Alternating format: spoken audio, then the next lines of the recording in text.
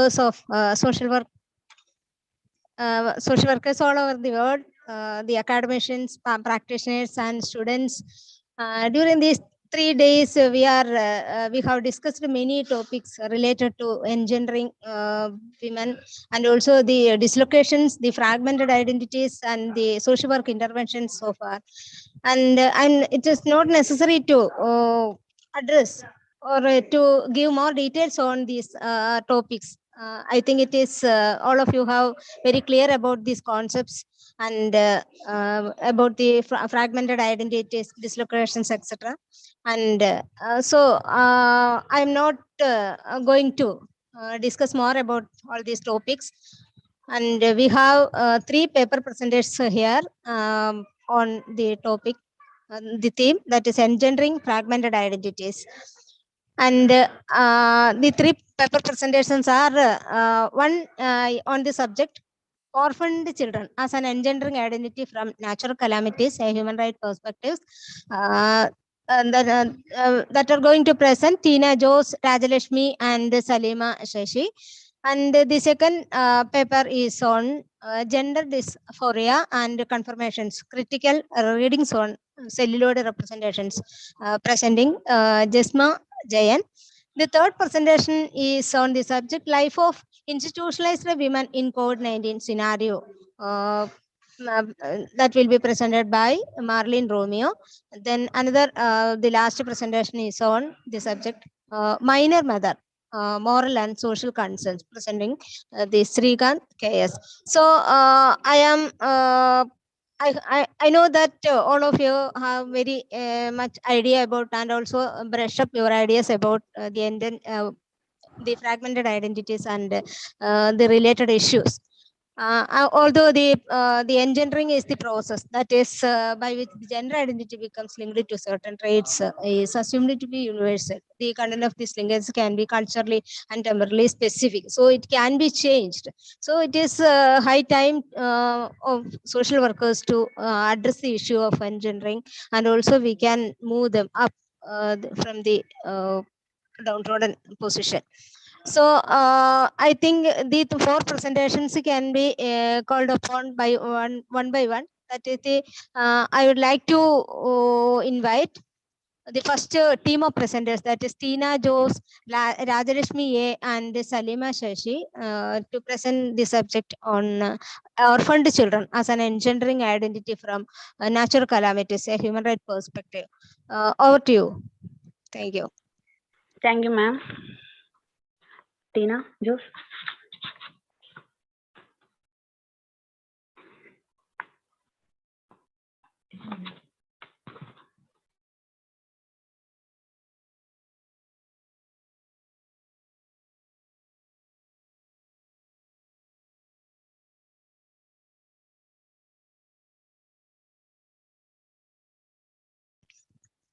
Are you ready? I think Yes, the 4 presentations can be, after the 4 presentations, the participant can ask questions and we can have discussion after the 4 presentations. Okay?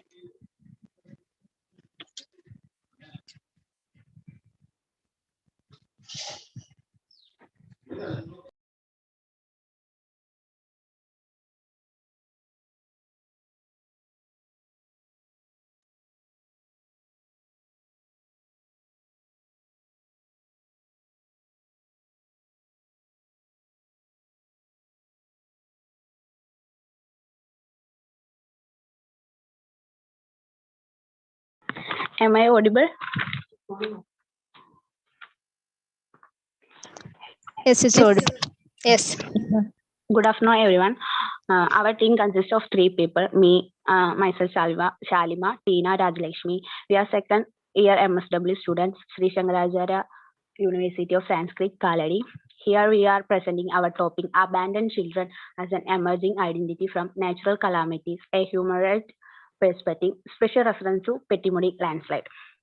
We can see fragmented identities in our world due to war, race, gender, natural calamities, etc. Here we are focusing on fragmented identities emerged due to natural calamities. In the case of Kerala, natural calamities increasing over the past years. Because of this, new group are emerging. Maybe they are They are dislocated from their native place, family, friend circle. They are struggling to building a new identity and adapt the situations. Here we are exchange our views on fragmented identities emerging in Pettimudi landslide in Munnar, taking the case study of two children who lost their 16 family members, including their parents, at the time in Pettimudi incident. Current paper analyzes the impact of various aspects of individual emerged through natural calamities. The paper is a qualitative documentation. We are used the case study as a method because we are took two children as a case who lost their parents in the incident. We use in-depth interview for data collection. Personally, I know the children since 2018, so it helped us to took data and observe their behavior, emotional changes after the incident. The place Pettimudi located Rajamala Munnar in Idukki district. The landslide happened on 6th August in 2020. The studies of Geographical Survey of India says that the cause of the landslide is extremely heavy rainfall received in area over a week. To uh, 70 people lost their life in the incident. In this paper, we taking the case study of two children who lost their 16 family members, including their parents, and became abandoned in Pettimudi disaster. To give more further information and our findings, I invite Tina Jose. Tina, over to you. Thank you, Shalima. Okay, we are discussing various aspects of human life and the impact of natural disasters on them. After the incident, they lost their identity because we know they lost their family members. Shalima already told that 16 family members were lost in the incident, and they also lost their assets or what they have. They lost all what they have. So it became it means to they lost their identity because before the incident they are known as the daughter of that man or that mother. Okay, later it was lost because they have no one in the world to as a relative, so it's make them it's low made them abandoned. Okay, now they are now they are struggling to make a new identity because we already say that they lost their identity, so they are in the path of making a new identity. So now we are discussing the various aspects of their human aspects in their life, that how the disaster affect these aspects. Okay, we are discussing mainly 5 aspects. They are the psychological, social, economical, educational, and the feeling of abandon. Okay, the first one is the psychological aspects. Okay, we all know all disasters made it psychological traumatic situations to everyone. It may be varying according to the intent, because in this case the children are the most close to that situation. So it made a long-term psychological trauma on them.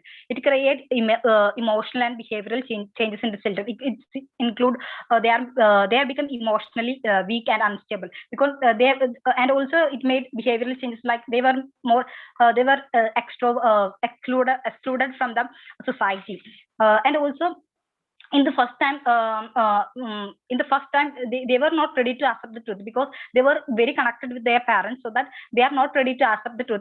Their parents was lost, so it was a very difficult for them, and they were went through the process of grief. We already know the stages of grief management. They went through these things, and they later it accepted that truth. Okay, and also they felt loneliness and the feeling of abandonment. We already told that they lost their old family members, so now they are alone in the world, and they have no relatives, so it's make them they felt that they are alone, and they are feeling like they are abandoned.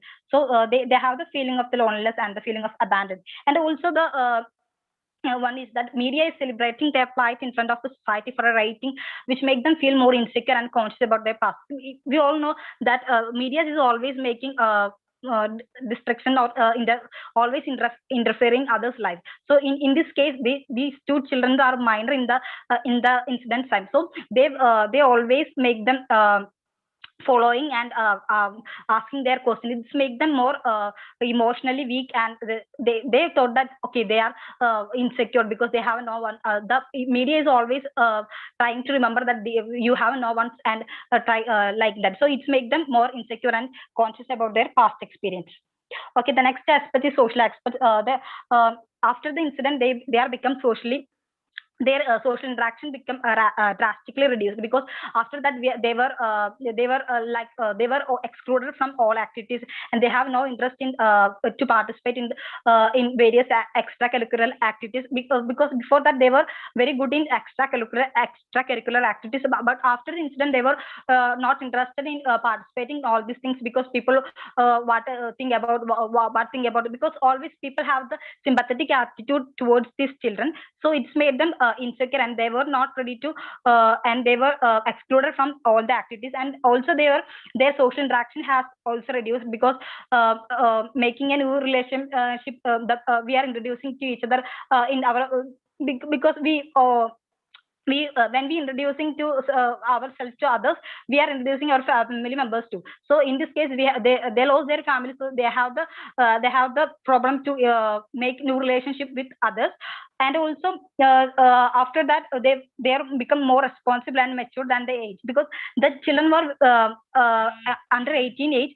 but this incident made them more responsible and mature, because their life was there on hand. They were independent, and independent means they have support of, before the incident. After that they have not any support, so it became make them more responsible and mature than their age.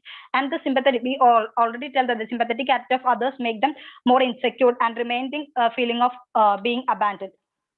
And the next one is educational aspects. After traumatic experience, they face difficulty to access education, and also we all know some in our life tragic incidents came. We have the problems in our education too, because it all are interconnected. But in this case, the problem is that they had faced some distraction in their academic for sometimes, but because they have private tuitions and etc. for before the incident, but after that they their parents gave the income for or money for that, but after that they didn't they can't afford this private tuition and money for that, so it became they can't afford this private tuition etc. Due to lack of sufficient funds, so they stop that kind of things, extra additional earning sources. And also but the fact is that they overcome the difficulties, and they get a good result in their plus 2 exams, because their willingness and their, because they all the 2 children were means highly intelligent, and their parents have the wish to make them well and make them good, so they overcome the grief to fulfill their parents' wish. And the next aspect is the economic. In the aspects of economic, we all know that they lost their what they have, their economic everything, and the economic support was their parents. But after the incident, the 2 children were economically dependent on their suddenly lost their income source. So now the children are under their cousins' care. So they have not take more money, or they soon began to cut back on their expense, because their sister was taking care of them, so they can't use a lot of money for them, so they cut off their all things of phone recharge, cosmetic, all things they were reduced. So it became a issue for that. And the next one is the aspect, this feeling of abandoned. So explaining the remaining part of this presentation, I will call upon my friend Rajalakshmi AV. Over to you. Thank you, Tina Jo. I am here describing the feeling of abandoned felt by the children. We all know that how being abandoned make the life of someone in a worse. We know that feeling abandoned, the feeling of abandoned was the highest emotion they faced after the incident, because they maintain a good relation with their parents. After the incident, they become completely alone and abandoned, because they lost 16 members of their family at a time due to that incident, and they lost people. They lost people, all the people in the earth to call as a close relative, or they even lost their root for existence.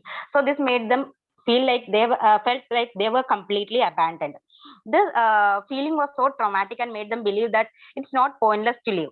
But they overcome with their willpower. The main identity crisis children faced were being the feeling of being abandoned, because they lack confidence to make new social relations, because to reveal their identity to strangers. This was a major identity crisis faced by them, because while introducing us to others, we have to introduce us. I am my our name, our father's name, like that.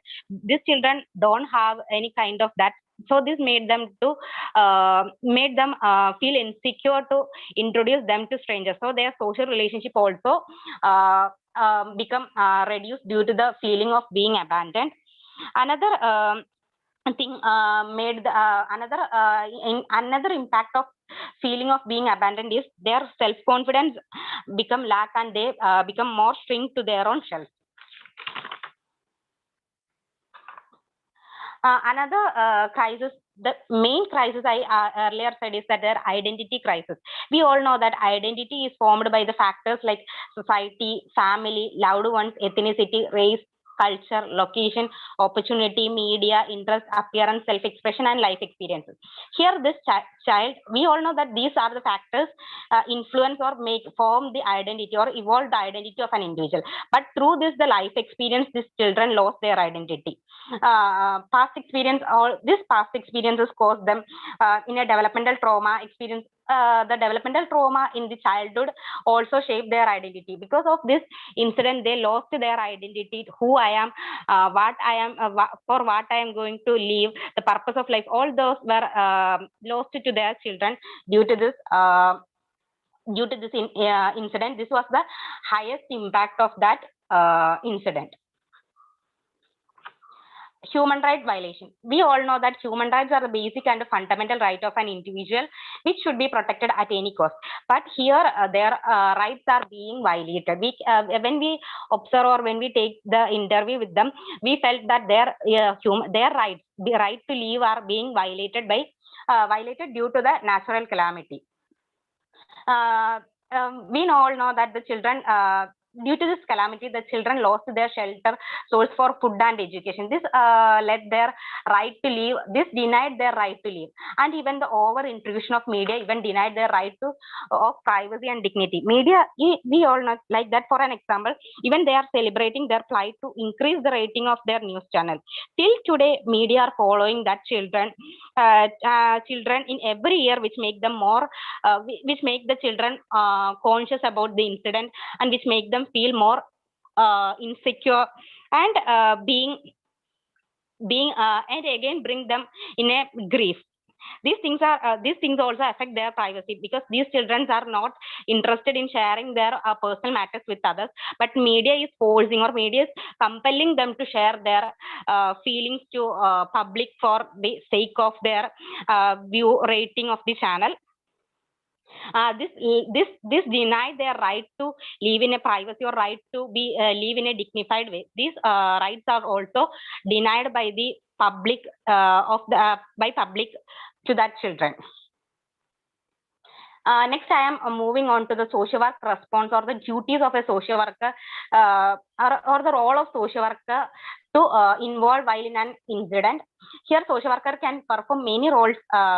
Since they are minor, social worker can take the responsibility to protect their rights. Social worker can even rehabilitate the children, survivors of the disaster, and they can even mobilize the resources to fulfill their educational and emotional needs. A social worker can also provide psychological, social, and emotional support to these children, since they are kids. They can also ensure the health of the community and individual and post-natural care.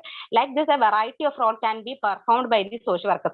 But despite of this, while we are interviewing, we knew that, or we understood that there is no any intervention from the social workers or from government or from any psychologist to make them to give them any support. They give many offers to the government, and even the local government offered many, like, we will give a new home, we will take care of your education, but no, but these offers were not fulfilled. And even this, now also these children are depending their a distant relative for their education and even for their basic needs. These are the main observation or main points we got after interviewing with that children. So to conclude our presentation, I invite Tina to conclude our presentation. Thank you, Rajalakshmi. Now I'm going to conclude our presentation. We already heard about that. We already shared our views on the topic. We all know that these orphan abandoned children are a new emerging identity due to the natural calamity. These are the new emerging fragmented identities are emerging day by day, like due to pandemics. The lot of people were orphan, and due to these natural calamities, the orphan children became a new area of fragmented ones. So we have to do a lot of things for them. So orphan children in these calamities are no doubt they deserve a special consideration for consideration because they are children, and they have any support or any other kind of thing. So we have to do a lot of them things for them. So in this paper, we analyze the various aspects of human lives and how the disaster impact made impact on them, and also we analyze the violation of human rights. It's not by the human rights are not violated by anyone, but it's made because of the natural calamities. We can't do in that case of natural calamity, but we can do a lot of them to provide food, shelter, or support, etc. But in this case, they didn't get any kind of these things. So we are focusing on that, and also it analyzes the denied focusing on that. Okay, a natural disaster may affect the disasters always affect in a positive or negative way, because the psychological trauma, we already know the psychological trauma is always make our have an important role in making our identity or making our personality or making our behavior too. So in our formation of in majority cases it affects in a negative way, so that we can do a lot of things in the formation of a new identity of the children who were abandoned due to these natural calamities. So these are the things we are included in this, and we have a special thanks to our dear professors, Ms. Josandini sir and Dr. Josandini sir, Dr. KK Boban sir, and our friends too, especially our Ravidi. She has helped us in this kind of in this presentation. Thank you all.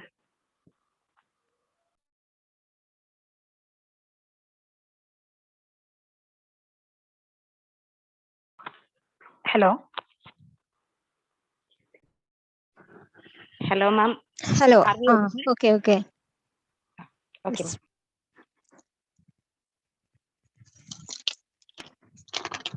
Thank you, the presenters Tina, Jose, Rajalakshmi, and Salima. Okay, we can move on to the next presentation that is presented by Jeshma Jayan on the subject gender dysphoria and confirmations. Critical readings on celluloid representations. I would like to welcome Jeshma Jayan. Thank you, ma'am. Okay, can I share my slides? Yes. We can start.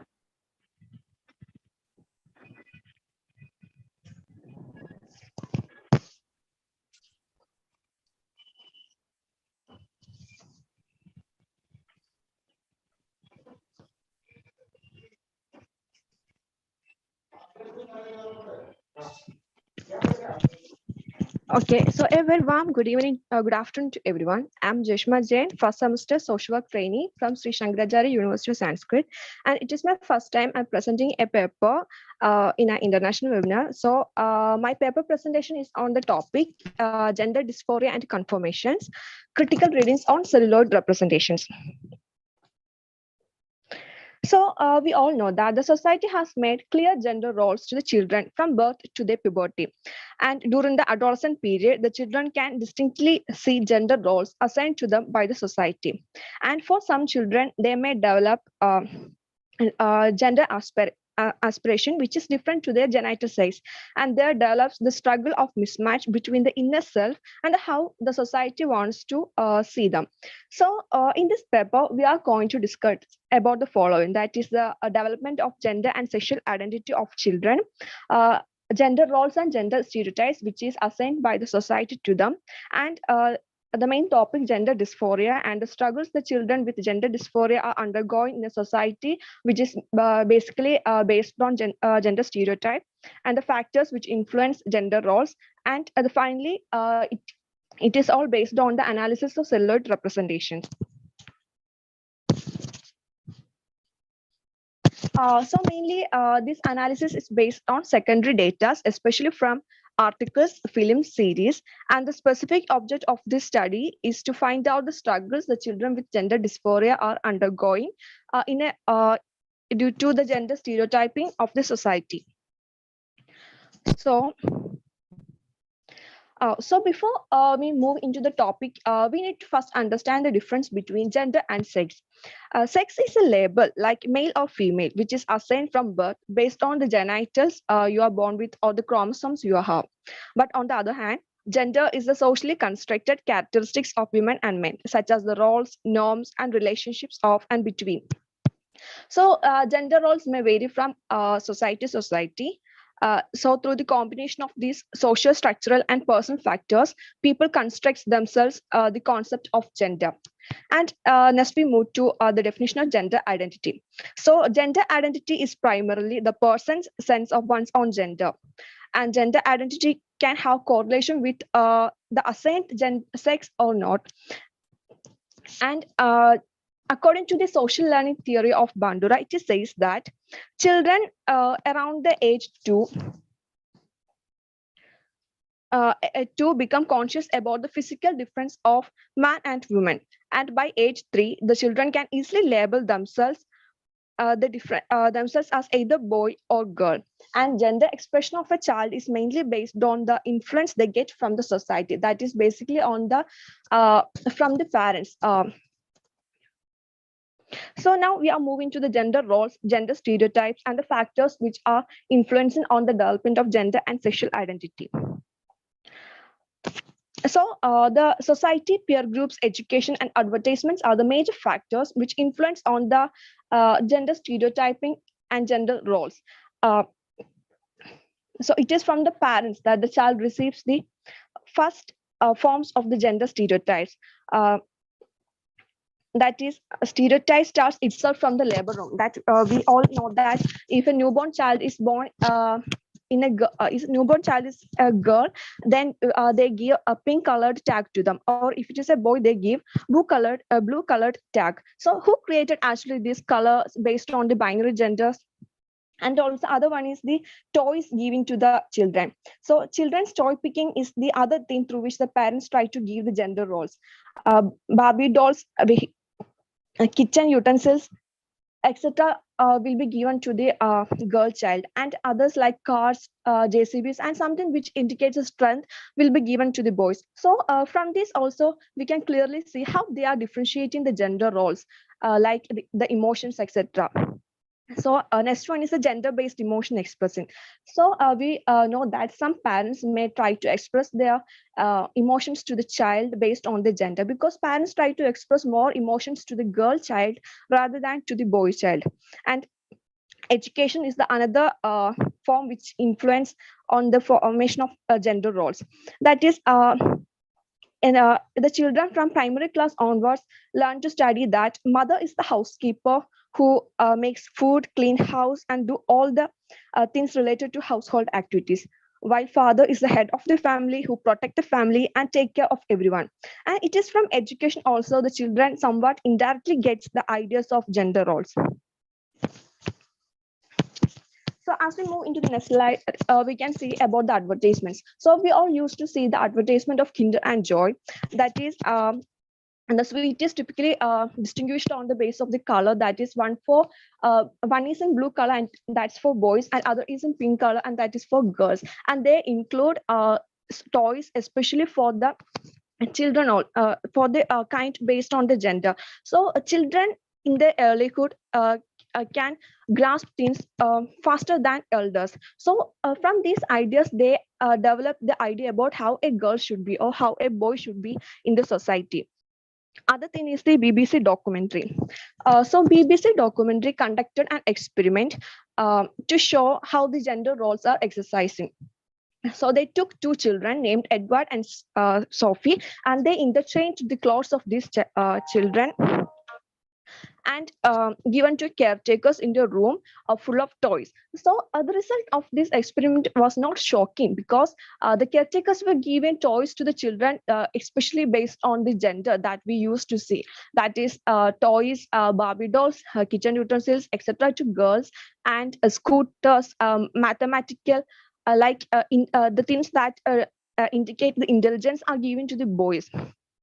And another thing is that boys shouldn't cry and girls can be emotional, which is a gender stereotype which is common in every society.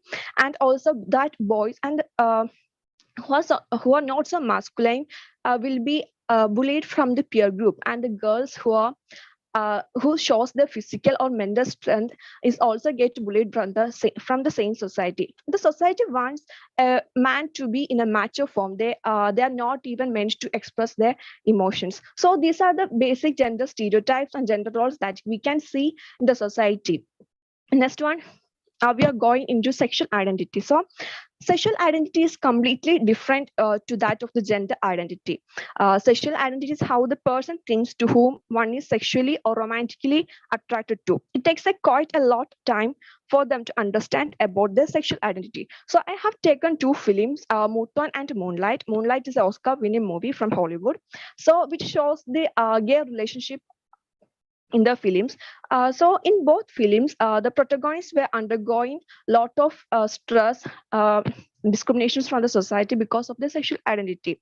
But in one movie, they break the gender stereotypes and try to move forward. But another film, that's Muton, is a perfect example of how the society can destroy the relationship and destroy the life of a person only because of their sexual identity.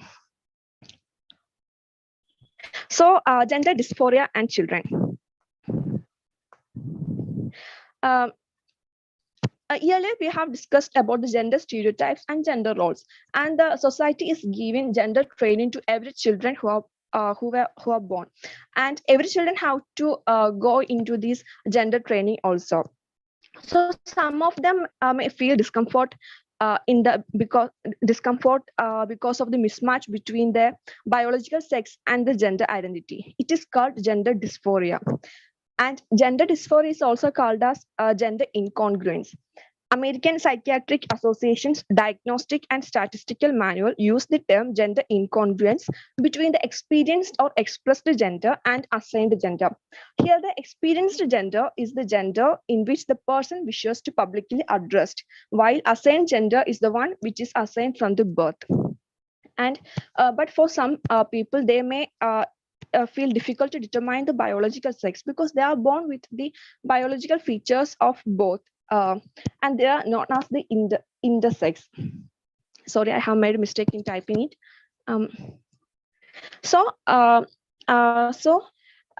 In this, I have taken 4 films to analyze how the children in their adolescence are moving through the different stages of gender dysphoria. And first, we know that movies or series is one of the major medium of representation, and the representation of gender in media is a great topic for discussions also. Media plays an important role in conveying ideas. So I have taken my first movie, Ardhanari, which is a film starred by Manoj K. Jain. The movie shows the emotional and social life of transgenders. In the movie, we can see that Vinyan becomes Vinida. So Vinyan is a small child, and the society is giving gender training to Vinida from the school and from the families, etc. So these are the 3 sentences. We can clearly see how the different stages of a child during the gender dysphoria can undergo. From the first sentence, that is this creature is a boy or a girl, is asked by his brother. he gives more concern to the society rather than to the happiness of the child. And another one is from the teacher. While he understands that Vinita is wearing bangles and do what kind of others that is related to girls, and he tries to keep misconceptions related to gender by saying that a man with a body of a male is a man, and body with a female is called a woman. So the next question is the struggle that that child is facing. That is, she's asking herself that who am I have a body with a male and a mind of a female. So in this film it shows the different stages of struggle, or the challenges the child in an adolescent age is facing. Another movie I have taken is Kanchana, which we all have been seeing in our early life. So Kanchana, in the movie Kanchana, by seeing the backstory, we can see that that child struggles a lot, because when the family understands that she is a person belongs to trans community, they tries to throw him out of the house. And also in the first scene we can see that father beats the child because of the intention to make him a normal child like the others in the society. But the a striking factor in the next scene is the boy tries to explain his father about the condition, why I am like this, what is the main reason behind it, and he tries to explain that it is the hormones that playing all these functions. But the father wants, but the father is the father is giving consent to the society and never listening to the child. So this phase is so in this phase we can see the idea of cost in the mind of the child to know more about why am I like this. So next is a series Butterfly, which is a 3-part British television series. The series is about the life of a 11-year-old child named Max. Later Max becomes Maxine towards the end of the series. So go upstairs and get changed is a dialogue which gives freedom to the child, because she's allowed to wear everything that we want inside the house, but she's forced to wear the uniform of boys while she's going to the school. And next is that you are a boy on the outside. In public, you do what boys do. So this is a dialogue. In this dialogue, we can see the situation of a mother who wants to protect her child from the society, at the same time wishes to make the child more happier. And also the striking instance from this movie is that while the Maxine waits herself because of the unawareness she has to use the boys' toilet in the school. And also other thing is Mask asks his father about the willy thing, means about the penis, and tells that I wish it would have fall. So these scenes are explaining the real struggle of children in this stage are undergoing. And towards the end, Max becomes Maxine and determines and says that she goes to the school only after onwards in a girl's uniform and etc. So the next is Muton. In the Muton, Mulla is the sister role played by sister role of Nivin Polly. She is a cross-dressed girl. So it is because of her her dress that she has chosen. She get slapped by the caretaker and get teased by the peer group. So from all these 4 films, I have arrived at my findings that children during the phase of gender dysphoria are going through struggled phase of life, that they get torn themselves inside their mind and also from the society. And children ask questions about themselves and try to find reasons behind the struggles that they are facing, try to solve the problems. And during this time they face the highest rate of stress, depression, and some of the children may even try to end their life because of the discrimination that they get from the society. And the children may feel sad, they may feel disconnected from the society. And another findings is related to the families, that some of the families may find it harder to accept their child and to accept the problems that the child are facing. But for some mothers, they try to understand the child, but they were more concerned about the safety of the child because they know how the society is going to treat them. The same thing is related to the happy life of the children. That is, those children who come after their coming out process lives happily in those households where they were accepted by the family, where they have a positive atmosphere. The reciprocal is happening to those they were abandoned by the families. And the main find is we all know that the families are given more concern to the society. They want to please others. um, and the coming out process of children is the most difficult situation, because the children is also aware about what they are going to face in this gender stereotyped or binary gender rolled society. So after all these findings, I have came to my conclusion that everyone in the society should understand that gender dysphoria is not a disorder. It is only just a phase of some with the gender dysphoria going through. And we should give support to the children during the hardest time, because we all have been through our adolescence period, and adolescence period is was one of the stressful period that we all have been through. So just imagine how these children with gender dysphoria in the adolescence have been through. So we should accept them, we should embrace them, and we should give support to them to stand in their own feet. And the society should change the perspective. And we should start break the gender stereotypes. So it is only by breaking these gender stereotypes and gender roles the child can embrace his true self. And if we stand with them, if we help them, or support them during their coming out process, they can make a different life after that, and we all can create a change in the whole concept of everything. And these are the articles or links I have been referred to make this paper. And thank you so much. Hello. Okay. Thank you, Jashma Jayan. Thank you, ma'am. Okay, and now we can move on to the third paper presentation, that is on the subject life of institutionalized women in COVID-19 scenario. It will going to present by Marlene Romeo, one of our alumni member. Then now she is a research scholar in University of Kerala, Karyavattam. Move on to Marlene Romeo. Welcome. Sheila ma'am, can you see this slide, ma'am? Okay, I can see. Okay. Very happy to see you, ma'am. Okay, happy to see you also. Okay. Thank you, ma'am. Josar, Sheila ma'am, Anish, our Anyan, then Bobby sir, and all. I'm very happy to be here. Anish sir was your classmate, or? Yes, Anish and me, we were batchmates. I think our Swati, Chinju, they are also seeing this presentation. They are eagerly waiting for this. And also, I said them, okay.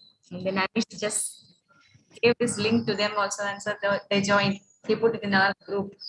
Okay, ma'am. Shall I begin with the topic? Yes, you can. Okay. Can you make it as a presentation mode?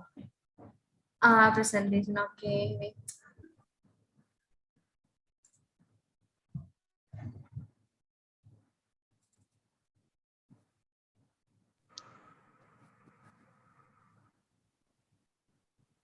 Oh. Is it okay? Yeah, yes. Okay. So my topic is a life of institutionalized women in COVID-19 scenario. And the major highlights of this is institutionalized women, then COVID-19, Mahila Mandirams. So the institution, these three are the major concerns in this topic. And institutionalized women here means those women who are institutionalized in the Mahila Mandirams only. I just took I just like to speak about the Mahila Mandirams only. There are 12 Mahila Mandirams throughout Kerala, and that means except Idukki and Wayanad, all districts have one each Mahila Mandirams. So while we think about institutionalized women, we also pointed to some other places, that is institutionalized women in prison, that means prison as an institution, then mental health asylums or mental health centers as an institution, like that. But rarely these also can be an institution, but we are not that much eagerly searching for this Mahila Mandirams. That's why I'm related to this, my research topic is also, that's why I'm just talking about this now. So on the basis of data collected from 12 Mahila Mandirams throughout Kerala, I developed this research, this paper presentation now here. So then institutionalized women, this means those women in Mahila Mandirams. Then government Mahila Mandirams are those shelter homes that functioning under the Department of Women and Child Development for women in distress. And COVID-19, as usual, we all know that it is a coronavirus disease, that is an infectious disease caused by SARS-CoV-2, the virus that become familiar to the world since 2019. It started from Wuhan. Those details we all know. Then residents in Mahila Mandirams, usually this Mahila Mandirams, they occupy residents of the age group 18 to 60 years. From after 60 years, they will, if that person is not de-institutionalized, they will take that person to old age home. If there is no chance for deinstitutionalization, that person can be shifted to old age home.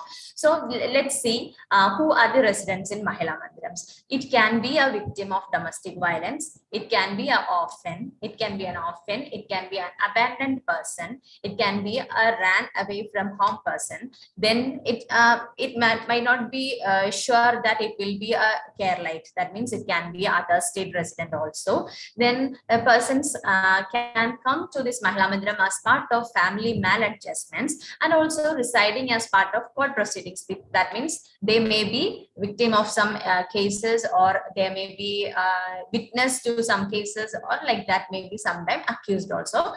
They may be placed in this Mahila Mandiram as per the order of the magistrate or the judge. So as part of court proceeding also, some persons are there in Mahila Mandirams. And also some these persons have different health conditions. That means physical health and also mental health. Some having HIV/AIDS, some having TB, some having other common lifestyle diseases like diabetes and all, and also mental health issues like mood disorders and also schizophrenia, depressions, everything is there.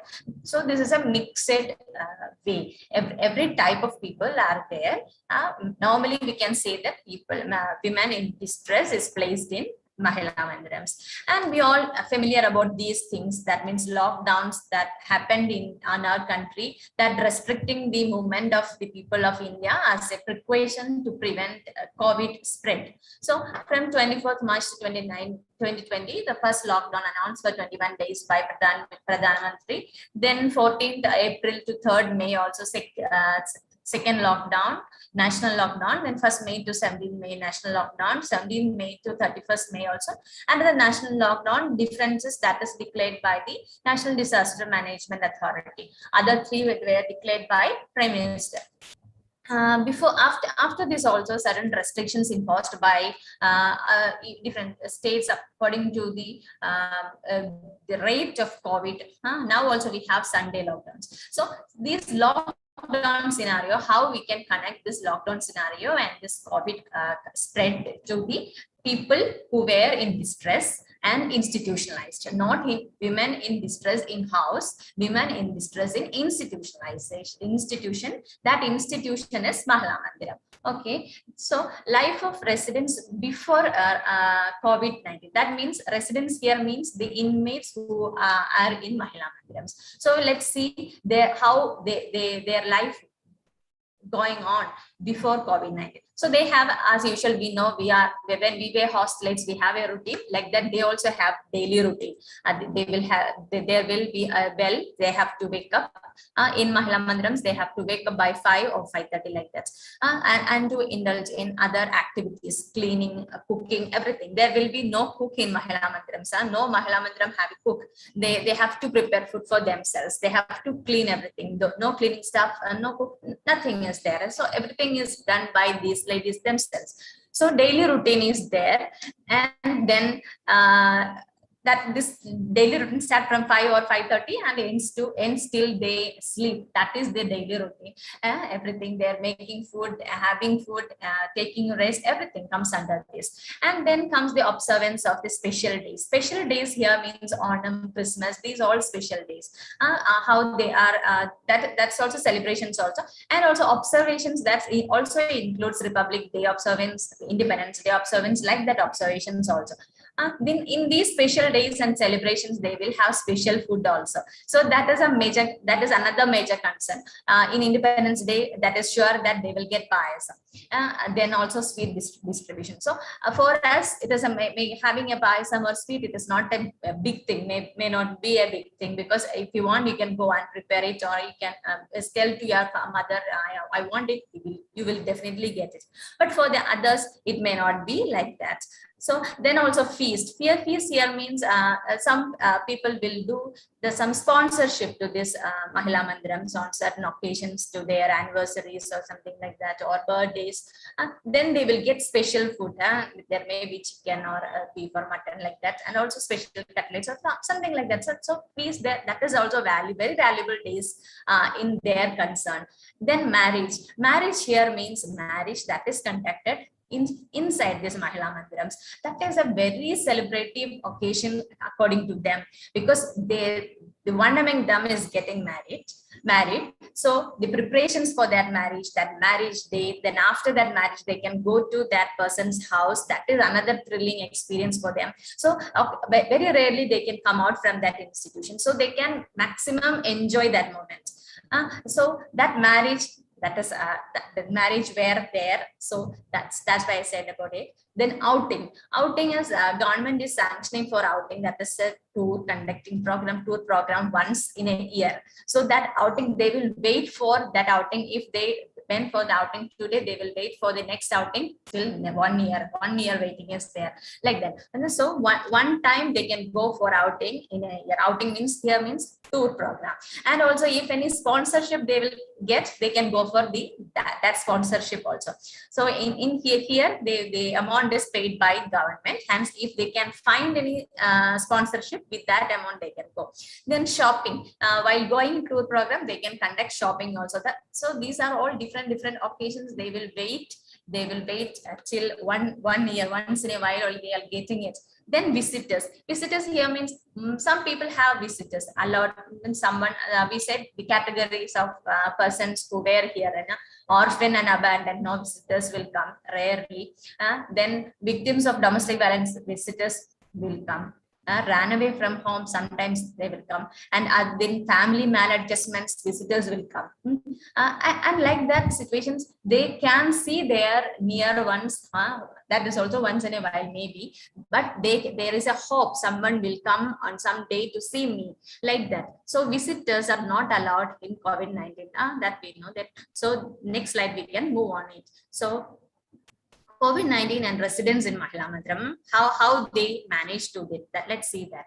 Then more strict daily routine. I just not here to enter Mahila Mandiram, because when I went to Trivandrum Mahila Mandiram, there was a stitching unit, and I asked VP calendar to it. Then the superintendent in the Mahila Mandiram said that nothing is there about talent or interest, because after food we will rush everyone. That is in a very rude manner. She explained, I will rush everyone to come. That's the way she said. That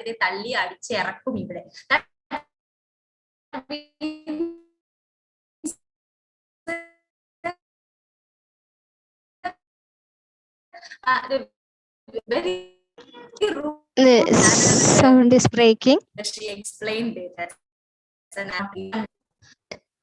hello. Hello. Okay. Your sound was breaking. That's why. Okay, continue.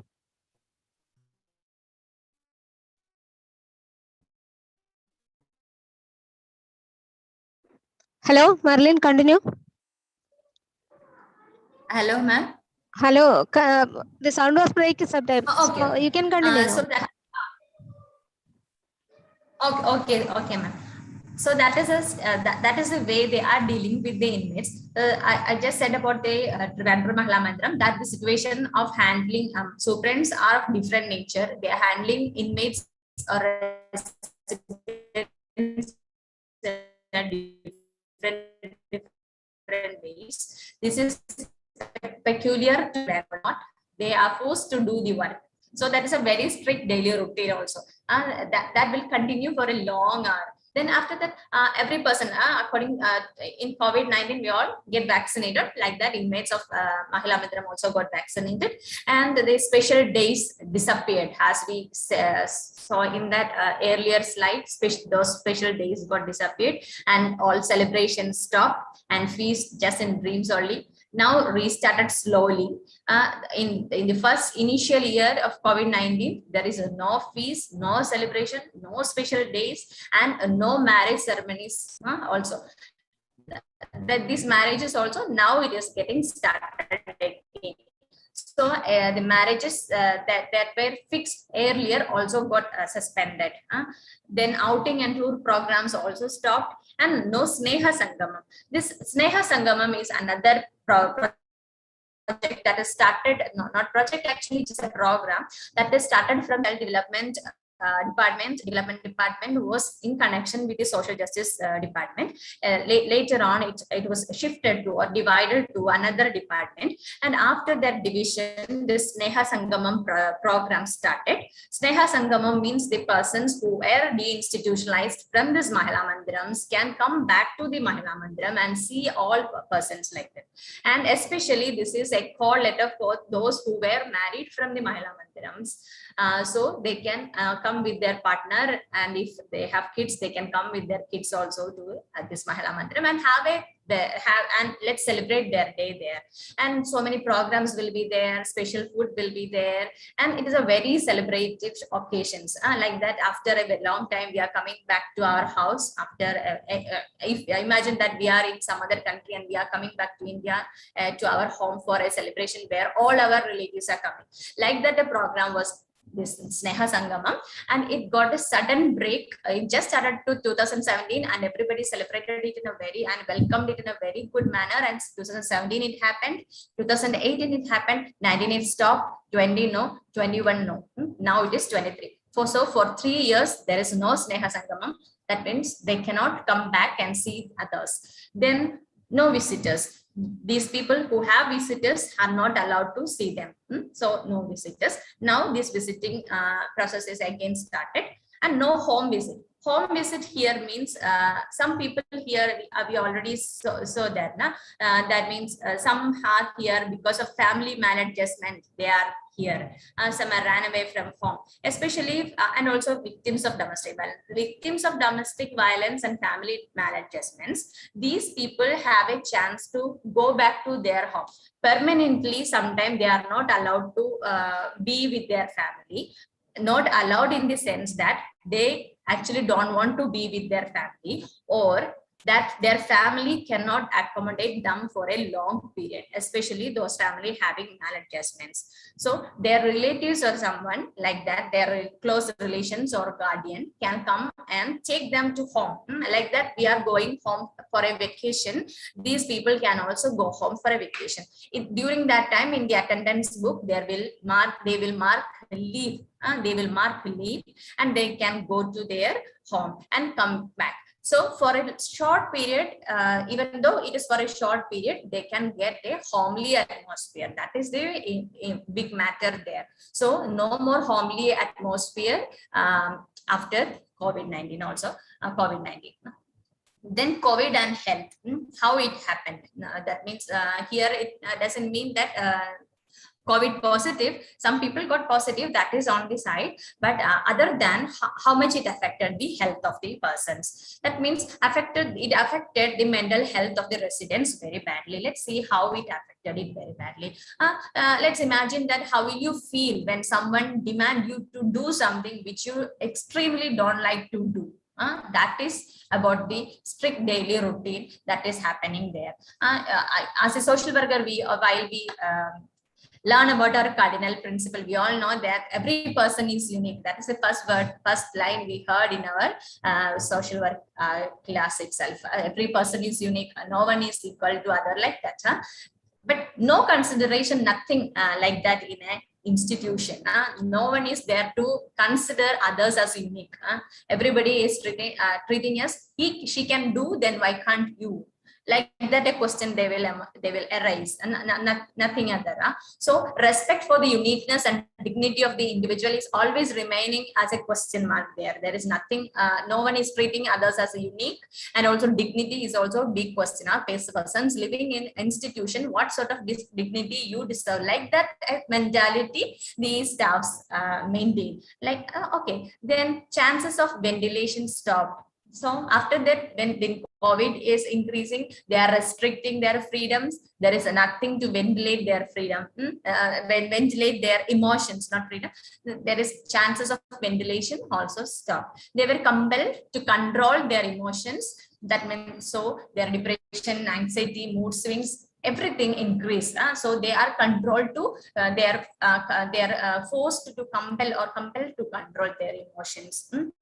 Then also lack of professionals to handle these situations. What all things occurs, who is going to handle this situation? The cook in the institution is going to handle this situation. Cook here means, I just said cook, that means a caretaker is there. So caretaker, she might be a person having 8th grade or 10th grade education qualification, and she have a life experience. That is correct, life experience is there, but professional experience is different than life experience. That as a professional we know that. So caretaker is there to handle the situation, and superint is there. Superint is a gazetted officer, and superint, if we search for the qualification of a superint, she is superint as a part of what promotion. At first, she joined in the department as a +2 grade qualification person. After that, she got promoted and become a superint of the institution. And what professional qualification does a superint of an institution have or possess is another question. And these persons are dealing the situations of a very important institutions in the society is another situation, especially during a trauma like process. And so lack of professionals to handle the situation is another major issue. Then number of mentally ill persons are increasing. When we ask a question to the institution superint, what type of persons are here, what type of, or what disease is a major disease is considered by you as a major disease that most of the people have, then they will say in a unique voice that is mental illness. In every institution, I got the result, same answer, mental illness. Then I got surprised. So that much mental illness is there in institutions for women in distress. So this is another area for research, open to everybody if interested. So number of mentally ill persons is increasing in institutions. Then persons undergoing psychiatric treatment is increasing in an institution. That is also another thing. Then challenges in the institution, that is no professionals in the staff list. If you see the staff on organogram, you can see superint is the head of the institution. After superint, there is office attendant. Then this is all not big, highly qualified, no graduation, nothing is there. Okay. Then after office attendant, there is a matron. Matron is there. Matron is also 10th standard qualification person. Anyone can be a matron. And majority of places, this matron post got vacant, and they hire some person as permanent, temporary staffs for or contract staff for matron. So nobody is ready to stay there as a or becoming as a resident. That's why matron post is vacant. And then multitask care provider is another post. Only this much. Then no other post is there. Only this much. Superint, office attendant, matron, and multitask care providers. Only four staffs. These 4 staffs include no professionals. That is another highlights.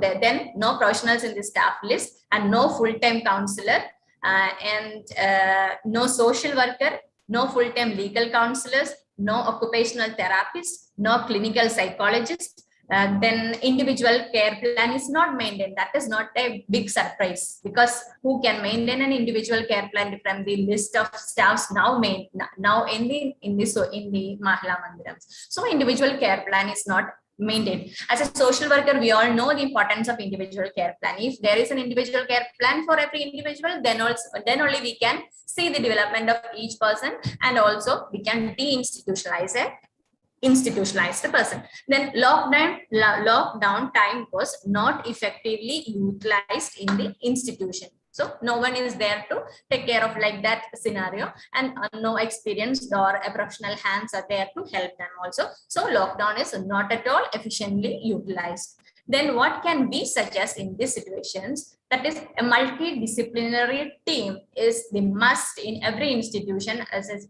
my first suggestion. And it must include a psychiatrist, because that much mental illness is there. Then it must also need a physician, because tuberculosis is a major concern in some parts of Kerala, that is Mahila Mandirams, that is increasing, and one person died, and so many persons got spreaded to it. So physician must be there, not because of that. Other than also this physician's visit must be there. Then a clinical psychologist, a social worker, a counselor, occupational therapist, yoga and meditation. These persons must be included in the multidisciplinary team. While I said about yoga and meditation, now there is a yoga trainer in every Mahila Mandirams on contract basis. That yoga trainer will come to this Mahila Mandiram in 3 days in a week. Like that they are going. Then restructuring the staffs and qualification, that is a very urgent matter in every Mahila Mandirams. If the Mahila Mandirams are running like this staff and their qualification is like this, it will create a big disaster in the coming future. Then vehicle and watcher. There is no vehicle for any Mahila Mandirams in Kerala. If any emergency occurs, they have no hope. They have to hire any taxi, maybe in midnight. We know that pregnant women will be there. The expected mothers, others are also there. Near to delivery women will be there. So no vehicle, no driver, and also no watcher is another concern. Okay. So these are the major suggestions which I like to suggest on my topic. So that's all. My presentation is over. Thank you all.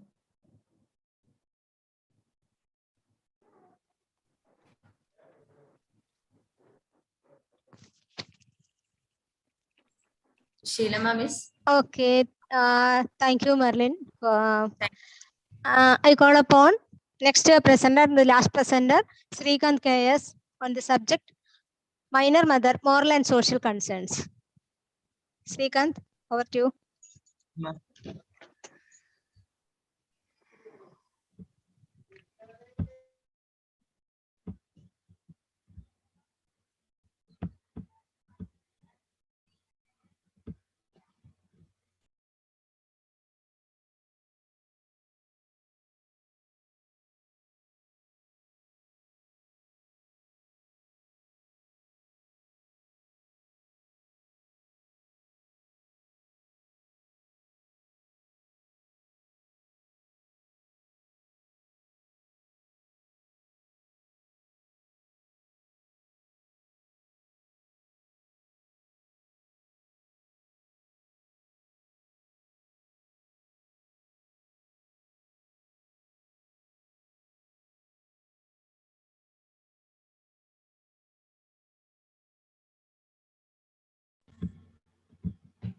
Is the screen visible, ma'am?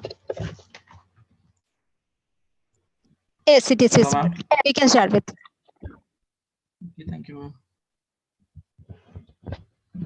So a warm good afternoon to all. I did my paper on the topic minor mother, social and moral concerns in the Indian context. So let me introduce myself first. I am Srikanth KS, currently doing my first year MSW in Sri Shankaracharya University of Sanskrit.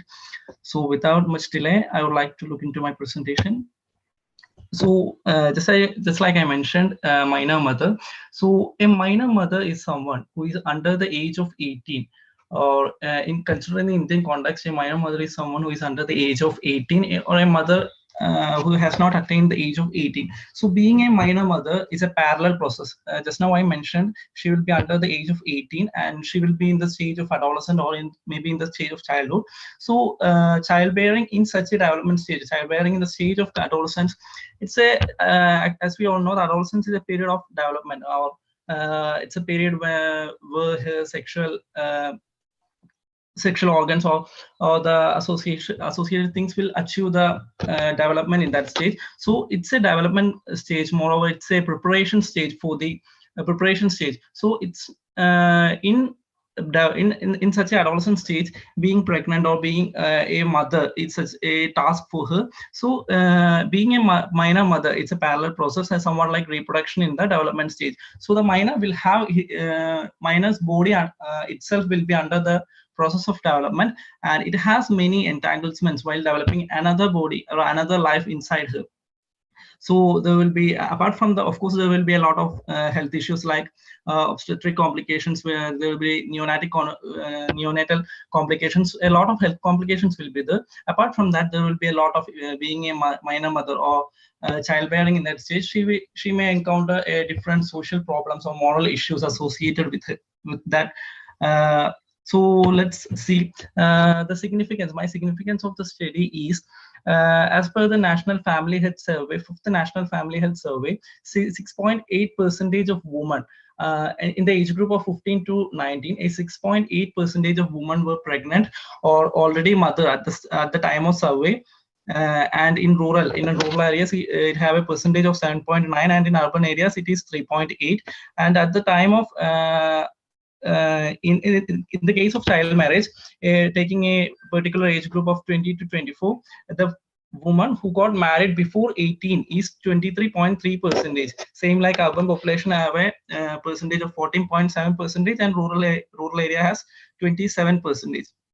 So this study is mainly conducted to know the social and moral concerns associated with a minor mother, and the specific objectives is to understand the different circumstances which will make a minor mother, or the education and employment opportunities, what are the complications associated with that, and the inhibitions of socialization in them. So these are the objectives for my study, and I had conducted this study on the basis of secondary data analysis. And for acquiring more information, I have consulted a psychologist, ICDS supervisor, and a law student for knowing the legal aspects and the public programs associated with that. So who is a minor mother? Just like I mentioned before, a minor mother is someone under the age of 18, and a minor is a person who has not attained the full legal responsibility. In India, the person under the age of 18 is considered to be a mother, and minor parents are those who are under the parents under the age of 18 is minor parents, and the mother under the age of 18 is a minor mother. So circumstances, considering the circumstances, there are mainly three circumstances under which a minor become mother. So the first circumstances is rape, second one is child marriage, and the third one is consensual sex. So considering the first circumstances, rape. So rape is the just a minute. So rape is a sexual assault. It is any kind of sexual assault. Usually it may involve sexual intercourse or any kind of penetration without that person's or against a person without that person's consent. So in rape, the rape of a child under the age of 18 is considered to be a child rape. So in the considering the child marriage is a marriage of a child under the age of 18. It may include the legal compelled to bear the responsibilities, and there will be a lot of reasons for child marriage. It may be a cultural reason, it may be a religious reason, it may be a poverty. Even poverty can lead to a child marriage. So in the third circumstances is the consensual sex. Consensual sex is sex with consent. So in consensual sex, in India, the age of consent is 18 years. A lot of different countries have different age of consent. Some countries even doesn't have a age of consent. At the same time, the highest age of consent is for Bahrain. It is 21 years. So in India, the age of consent is 18. So even if the age of consent is 18, in the case of child, if the child is below 18 years and we can't claim or we can't prove it is a consensual sex, even the child has given the consent, we will not, our law will not treat it as consensual sex. It is considered, is purely considered under the terms of rape. So these are the three circumstances under which a minor become a mother: rape, child marriage, and consensual sex.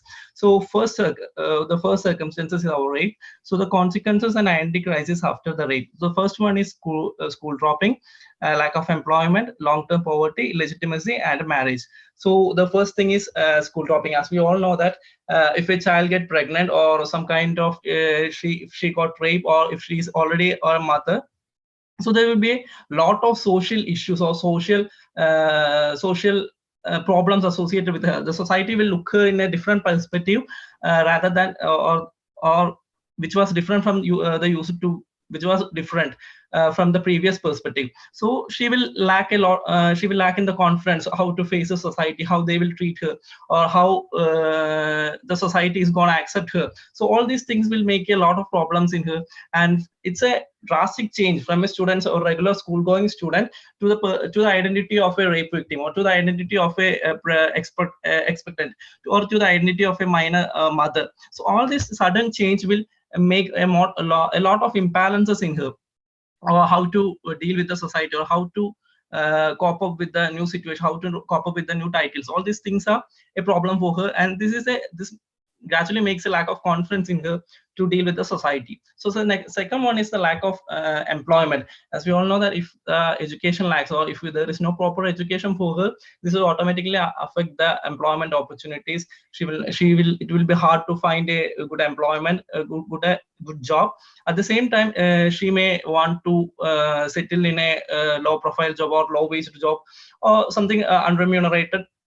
So whatever the thing is, she either she want to cope up with a low profile job, or she may become a dependent of her family. She need to depend she need to depend her family for the rest of her life. So whatever the thing is, she need to ask with her parents, I just want to do something. So that's the main problem associated with her. So there's an identity of dependent is developing after that, due to lack of employment. The next consequences is long-term poverty. She may unable to. So poverty poverty is a major issue here. Just like unable to meet the needs in her life, she can't. She doesn't have a proper job or a stable job. So this will lead to poverty, and she will think like, I don't have a proper job. I don't have. A proper earnings in my life, so that I can't meet my basic requirements, so I can't do the basic stuff. So this will make a feeling of non-entity, just like I am useless, or a feeling like I can't do anything, I can't achieve anything in my life, a feel of uselessness or worthlessness. So all these things will make a feeling of non-entity in her.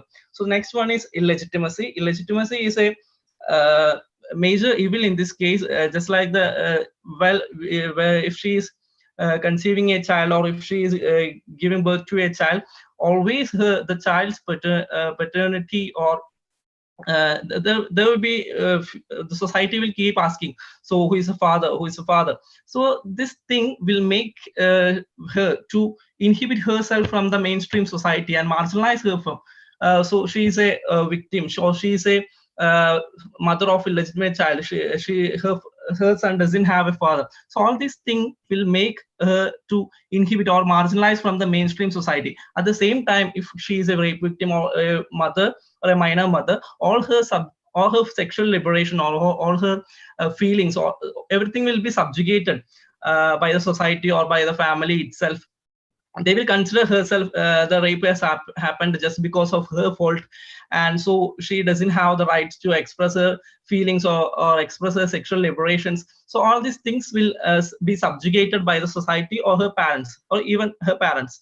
So this is the illegitimacy, and the next consequences is a marriage. So if she is raped, or if a child is get raped, or she has a child, so this thing will make her parents will try to convince her, so you are already a mother now, then why don't you marry the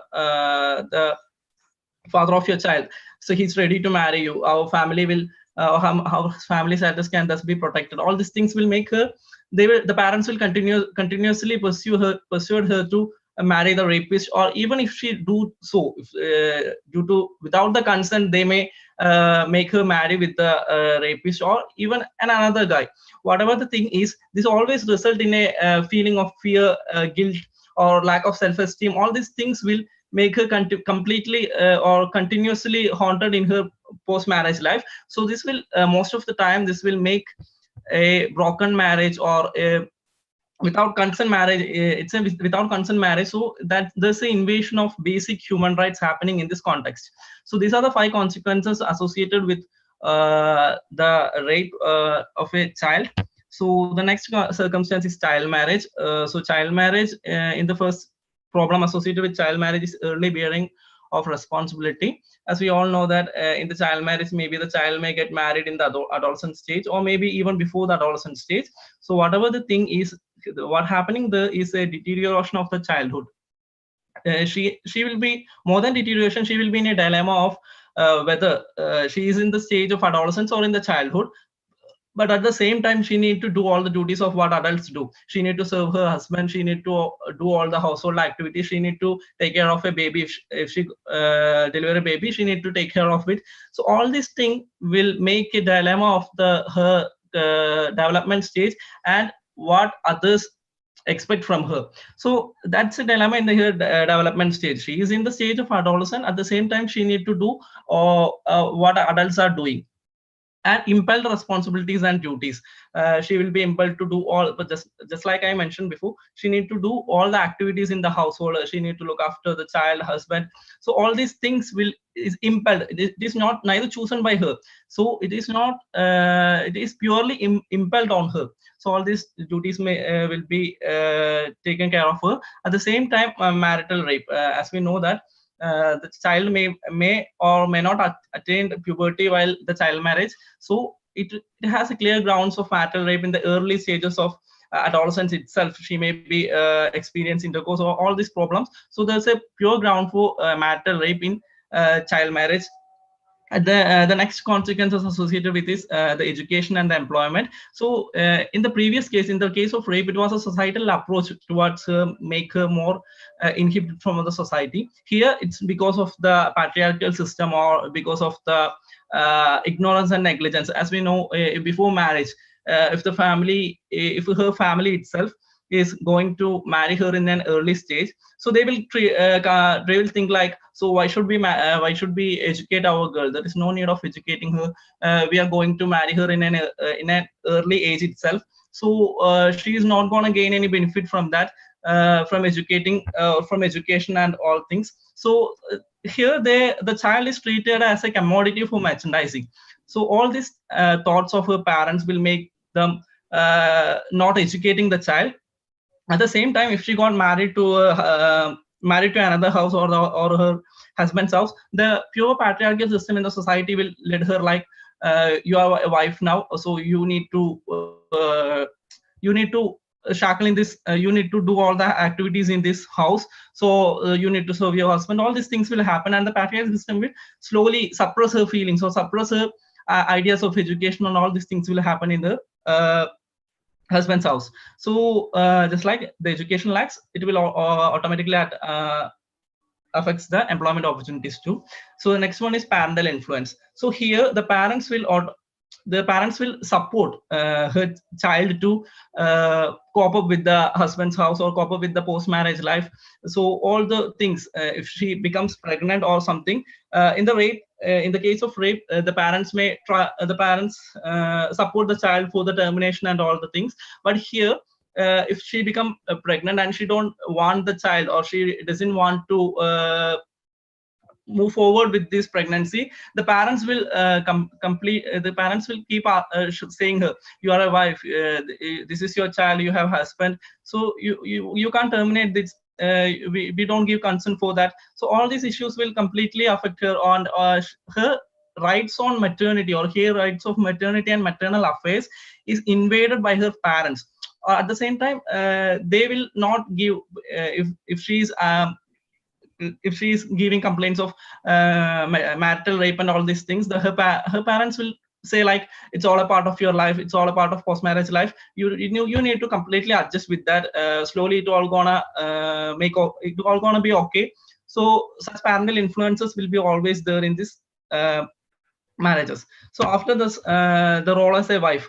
In the other two circumstances, there will be not a role of wife, but in child marriage, the child is compelled to do the duties of wife. It is a impelled or the stamped duty in her.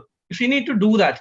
She doesn't have any other option of denying those, or I can't do this, or just like forced. She's forced to do all the duties of a wife, and she's unable to identify, just like that. If in a child stage itself she is deported to the husband's house or imported to the husband's house, so there she need to she can't do anything, or she doesn't getting an opportunity to identify herself or identify what are the capacities or competencies she has. So all her identification or all her capabilities are continuously suppressed in her, in the shackles of her husband's house. So these are the consequences associated with the child marriage. And the third circumstances is the consensual sex. So consensual sex, in consensual sex, the sex is sex with consent is considered to be consensual sex. But in India, a child, if whatever, however we try to prove that the child gave consent, it is considered, it will not be treated as consensual sex, and it is considered to be rape. And the first thing associated with it is the fear of disclose. So most of the time the child will have a communication gap with their parents. So how do I disclose this? How do my parents gonna accept me? What do they think about me? So all these things will make a feel of I'm not gonna disclose about this. And a lack of disclosing about the pregnancy, most of the time they will conceal the pregnancy, and that may lead to the that may lead to exceeding the period of termination of the pregnancy. And most of the time this consensual sex is happening because of curiosity and enthusiasm in the early stages of the adolescence. And this fear, lack of trust and confidence, how to express her feelings and to express the child matter, all these things will make her feel like concealing the pregnancy, and related issues will be happen. A prenatal issues associated with the pregnancy, all these things will happen. So the next thing is school dropping. The peer groups or the society will continuously bullying her, started to bully her. And in taking a context of India, the pre-marriage sex or consensual sex is considered to be a sin, or the society will treat her like you did something wrong. This is all wrong. You can't do sex with a guy without marriage. All these things will continuously bully her on the conventional thoughts, make her develop some of the self inhibitions, or thoughts like did I was it telling the truth, or did I just messed up all the things. So these things will make her to lack the socialization factor, and to always stay in her comfort zone without stepping out of it and face a society. So the next thing is the termination of pregnancy. So in the case here, the termination of pregnancy, the sex in the consensual sex, she may have a possibility of developing a affinity or a kind of affection towards a fetus, since the sex is happened by her consent itself.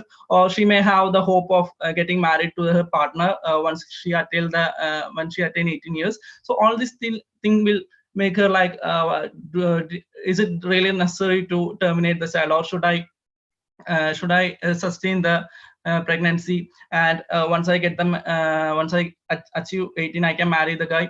So all this thing will make her to wish like, I don't want to terminate the pregnancy. At the same time, there will be morality and morality associated with the religious and cultural factors. In most of the religions, an abortion is considered to be sin. So she may think like, I'm also responsible for this problem, so I don't want to terminate this child. At the same time, there's a requirement of guardians concern for terminating the pregnancy. So all these things may lack the possibility of termination in consensual sex compared to the rest of the compared to the rape. So the next one is illegitimacy. Illegitimacy can the parents may think like, to avoid illegitimacy, you should marry a guy, or you should marry someone. So all these things, forceful and early marriage, chances of this will increase the chances of forceful and early marriages, and the generation of it will generate a sense of ineffectuality among minors. They will think like, I can't decide my life itself, or the rest of the society or the parents are deciding my life. I am ineffectual in this society, or I am inefficient to take care of my thing, or myself. All these things will make a sense of ineffectuality in them. So the next one is character assassination. They will be entangled by new titles, so the society will give them always give them new titles when they step out of the house, or when they are facing the society. So most of them will try to fight against those titles. Some may dismount, or some may accept all those titles and just live for the sake of society. So all this will result in the low motivated, less identified, and an isolated identity, or developing such an identity in them. So these are the consequences and identity crisis after consensual sex. So here are some of our findings. A minor mother is facing several kind of social and moral issues. They lack a lot of education and employment opportunities due to this early pregnancy and the mothering process, and they are less socialized. A lot of social forces are attacking from different directions and different way. So she may lack a lot of she may be less socialized and afraid of the society outside her, and most of them are suffer of or unhappy. Hello, Shrikant. Can you cut? I think Sheila ma'am is. Hello, teacher. 4:10 കഴിഞ്ഞു ടീച്ചറെ. Okay. So you cut it short. Okay. Hello, Shrikant. Shrikant, please conclude your session. Yes, ma'am. Sure, ma'am. So should I skip the suggestions too? Okay. Okay, those are some suggestions, and I'm concluding my section. So the minor mothers are facing several social and moral imbalances in their lives associated with the social forces, and how the society's perceptions on them, or how to mingle with the societies. So we need to give much more empathetic approach on them, rather than an apathetic or prejudgmental approach. So that's it about my presentation. I would like to thank everyone who give the ears for all this time. So thank you all.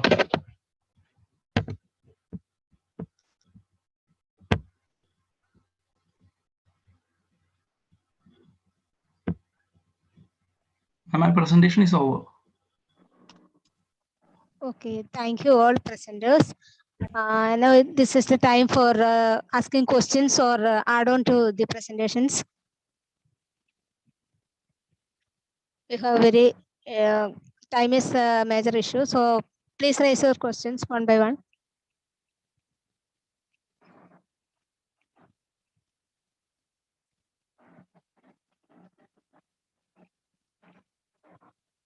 We have 4 presentations. That is the first subject is on the orphaned children as an engendering identity from natural calamities, a human right perspective. The second presentation is on gender dysphoria and confirmations, critical reflections on celluloid representations. And the third presentation is the life of institutionalized women in COVID-19 scenario. And the last presentation is on minor mother, moral and social concerns.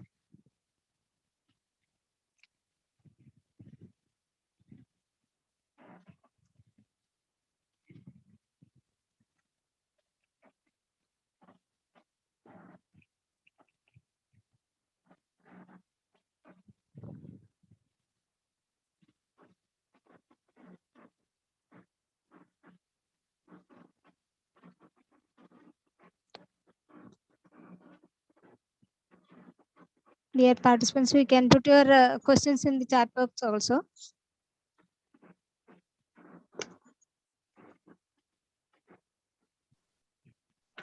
Hello, ma'am.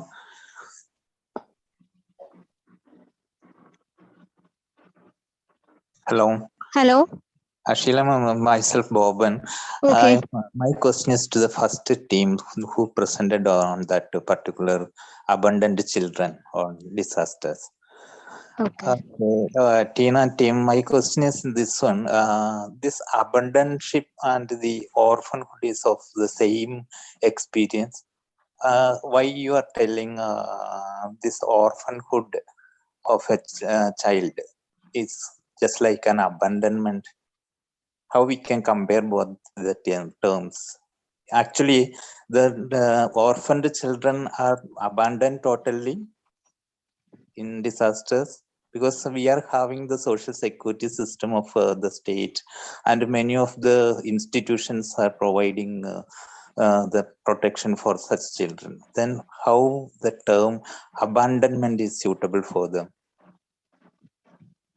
Hello, sir. My question is clear, I think. Yes, sir. But in this case, no social service system or anything take care of these children. They're close. They have a distant relative. She's a single mother. She is even taking care of that children. She is belongs to a middle class family or low or below middle class family. So it's her duty, or she is taking the responsibility of these children. No government system or anything. They offer many support system, but nothing nothing had not fulfilled yet. But these children are not totally abandoned, no? Literally, is it okay, that particular term? I don't know. That's why I'm asking. Sir, because they lost 16 family members because they are the only member in that family. Okay. Anyway, nice presentation it was, and all the 4 presentations were very competent and very much what I can say, very effective also in that sense. Congratulations to all the presenters. Thank you. Boban sir, I think you are asking about the terminology, that is the orphaned children. No? Under the Juvenile Justice Act, these children are divided or grouped into 2, that is children in need of care and protection and children in conflict with law. I think the orphaned children can be termed as the children in need of care and protection. Okay, that was confusing. That's why I asked. Thank you, ma'am. Thank you. Okay. Yes. Sir, and also one thing is that now the term orphan is not cannot be used. So that's why we just changed that into abandoned. Okay, Tina, it is okay. Okay, sir.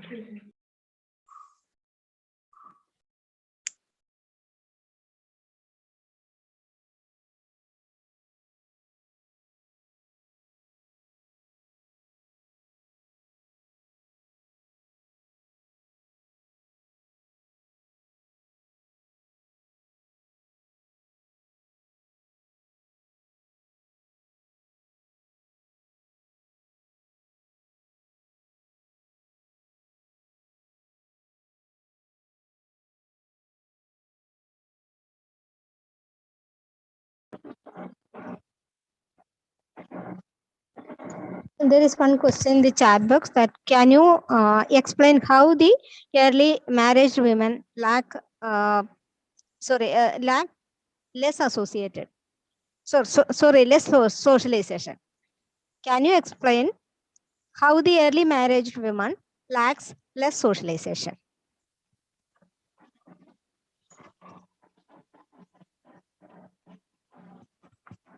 The question is to Srikanth.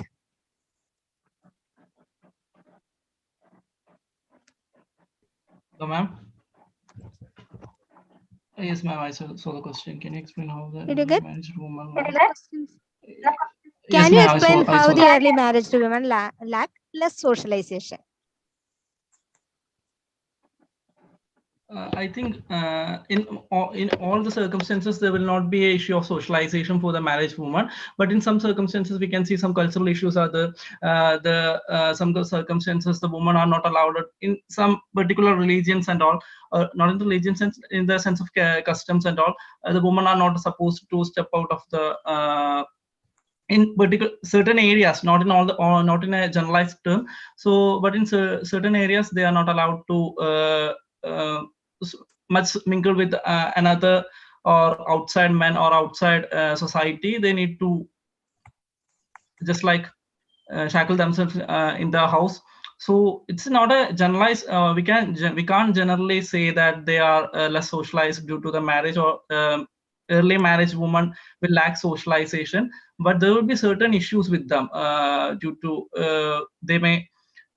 they lost the childhood part and they lost all those things. So there's a chance, probability is there.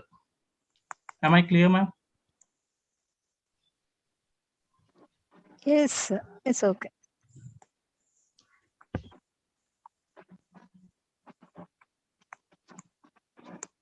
Any other questions?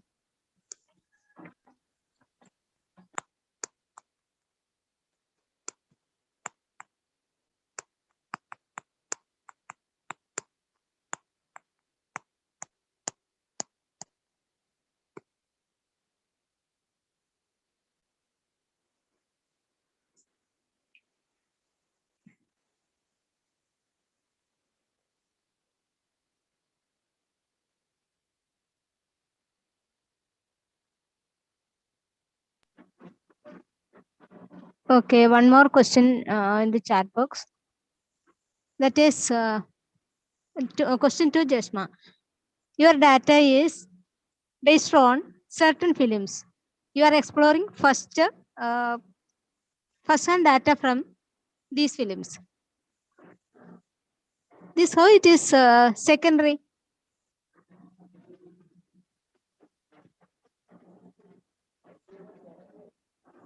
Jeshma, the question is clear to you?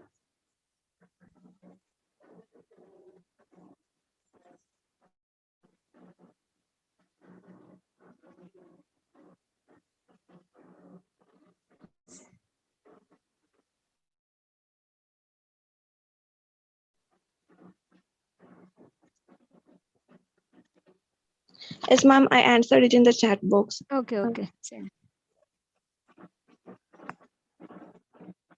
No, actually, Jeshma, that's my doubt also. The experts also can answer that one. We are exploring the data from the films directly, no? You are not using any others data. So you told it is a secondary, but Yes, my doubt yes. is whether it is a secondary source or a primary source. That's the thing. Sir, the details based on gender dysphoria that I was taken is basically based on the articles and also other types of links. But I think I really don't know about the films of celluloid representation is primary or secondary. So I will clear when I move forward with my paper presentation. Thank you so much for your suggestion, sir. Okay, what I understand is even though it is a film or a cinema, you are exploring data as a first-hand data, then it will be primary source, I think. Okay, whatever it is. It's good. Okay, Actually, it's very thank nice. you, Okay, congrats to you. Thank you, sir. Thank you.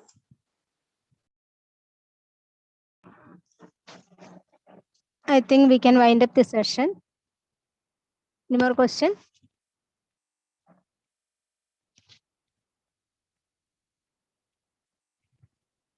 Okay, we can conclude this session. That I think the four presentations, the four paper presentations, the presenters have made wonderful presentations on different topics related to the subject. Then first presentation was on orphaned children as an engendering identity from natural calamities, presented by Tina Jose, Rajlashmi, and Salima Shashi. They have the presentation was on the natural calamity and the resultant of the abandoned children in the Petrundi disaster, its impact, etc.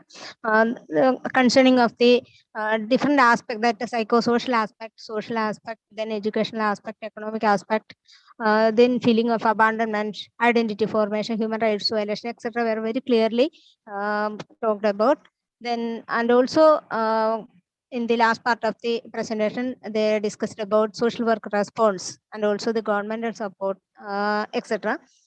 The second presentation was on the gender dysphoria and confirmations, critical readings on celluloid representations by Jeshma Jayan, first semester MSW student. She talked about the gender identity and the sexual identity, the difference between gender and sex, etc. Then gender roles, stereotype roles governed by society. Then gender dysphoria struggles the children with the gender dysphoria are undergoing. Then different factors influencing gender roles, etc., were discussed. Then and also discussed about the celluloid representation, that is the BBC documentary on how the gender roles are exercising in the society. Then discussed a few films. One is on Arthanari, the emotions of social life of transgender people. Then Kanchana, the childhood story of Kanchana, he faced during his adolescence, etc. Then another film was on Butterfly, the British versus series, the life of the 11-year-old child named Max. Then last film was the Muthon, a cross-dressed girl who is teased by the peer group, etc. All these are about the life of children who experience discrimination from society, even from family. The mother is also not accepting the children fully due to many of the constraints. Then gender dysphoria during adolescence is a serious issue we have discussed. Then third presentation was done by Marlene Romeo, Life of Institutionalized Women in COVID-19 scenario. The institutional women in between the age group of 18 to 60 years in 12 Mahila Mandirams in Kerala, except Idukki district. She talked about the women in distress in institutions. There are many issues they have faced in institutions. Many of the daily routines and celebrations were before COVID-19 pandemic was not present during the COVID-19 situations. Then all celebrations stopped. No special day celebration or no marriage function or moving around the places, etc. And also experienced some gender violence, etc. And also discussed about lack of professional intervention, another major issue, and also mental illness of the institutionalist person, and some other challenges in the institution regarding the qualification and experience or training of the staff members in the organization, particularly no social worker such as the counselor or psychiatric or caretaker, etc. in the institution. And also finally she suggested some multidisciplinary work for engendering these people. Then reconstruction of the staff in the organization, etc. And then Madeline concluded that inmates want their family atmosphere and life to get back as previous. That is their real wants, she discussed. The last presentation was done by Srikanth KS, first semester MSW students, on the topic minor mother, moral and social concerns. The minor girl who got married before the age of 18 years and undergoing pregnancy and childbirth before she attains major, which is several health consequences. Then and also some moral issues or social issues they are facing associated with child marriage, sex, maybe rape or consensual sex, and associated issues. And discussed about the societal perception on the issue, then identity issue, school dropping, and also lack of employment, then long-term poverty, illegitimacy, and consequences of identity crisis after marriage, such as the early marriage, early bearing of the children, early bearing of the responsibilities. And also she is facing many issues such as the fear to disclose everything to others, and mainly the stopping of the education, school droppings, etc., termination of the pregnancy. So many issues are due to the early marriage and pregnancy, etc. All these presentations are very systematically arranged, and they are presented very well, and we get a good clarification about all these concepts. We all know gender is symbolically represented in the silence of subjective girls and men. Girls and women. The death of women is positions of authority between men and women. As we all know, the gender is a socially and cultural construct. So it is we hope that as the gender roles are socially or culturally constructed, the social workers have the major responsibility to address the issue of the fragmented people, to let them fly high, to enjoy the fruits of equality, non-discrimination, and violence. And as we all know, the interdisciplinary team or teamwork is very effective for mainstreaming the gender or engendering these people due to the fragmentation.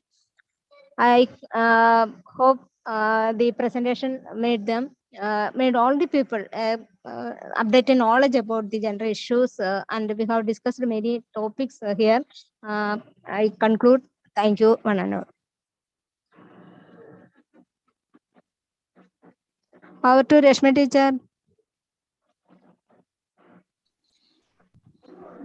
Hello. So I think we are entering into the last phase of our seminar because we had planned to have a very elaborate evaluation session today at evening at 7 o'clock after the presentation by Rudumbra Manavi, who was the last speaker of our webinar. But due to certain unavoidable circumstances, she had to undergo a surgery immediately, so she couldn't come and present the paper. So we thought that we need not Reshma, be a bit more louder. Bangara feeble ada sound. Hello. Okay. Yeah. Now? So we won't be. So we won't prolong the last session till 7 o'clock. So we are starting the evaluation feedback session right now. I think the student coordinators will take over now and they will call upon each of us. So shall we start the evaluation session now? I think before that, live will be stopped. I think before the validation. I think before that, Reshma, the person has to thank Sheelama teacher for this session, and we have to conclude that session. Presenters, who is giving vote of thanks for this session? Sandra. Sir. Sir. So Who is proposing vote of thanks? So myself, sir. Yeah. Okay. Do that. So good evening, everyone. It was indeed a lively session. Dr. Joss Anthony, Dr. Reshma Bharadwaj, all other department teachers, and all the participants. Thank you so much to everyone. It is a privilege for me to be able to express my gratitude to you all. Today, we had the opportunity to hear from a variety of people around the issue of endangering fragmented identities. On behalf of the Department of Social Work, Sri Shankaracharya University of Sanskrit, Kaladi, I extend our heartfelt thanks to our presenters and participants who spared their valuable time to grace the occasion. I would also like to thank Dr. Sheila Mar for moderating the session. I express my gratitude to everyone who gave their time and effort to make this session a successful one.